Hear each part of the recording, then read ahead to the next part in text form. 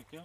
Zaporovat tuman Lolazor qirg'oqida yoshlarga berilgan yerlar maydonlariga bir kontur bir mahsulot tamoyillasida mahsulot yetishtirish rejasi qo'yilgan. Ushbu 25-96-konturda ham 10 ta fuqaroga, har bir fuqaroga 1 gektardan yer ajratilgan bo'lib, o'shanda qovun mahsulotlar yetishtirish belgilangan.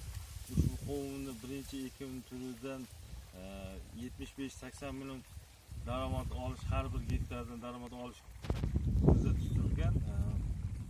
Ushbu zamonaviy sug'orish usullari asosida sug'orish amallari oshirilmoqda. Artizon qurilgan. Mana bu shangi asosida artizongacha bo'lgan yerlarga suv tortib berilgan. Qovunlarimiz bunga kirgan. Xudo xolasa iyun oyining 20-sanasiga birinchi mahsulotlar, ya'ni birinchi ekin uzilib, bozor ichki va tashqi bozorlarga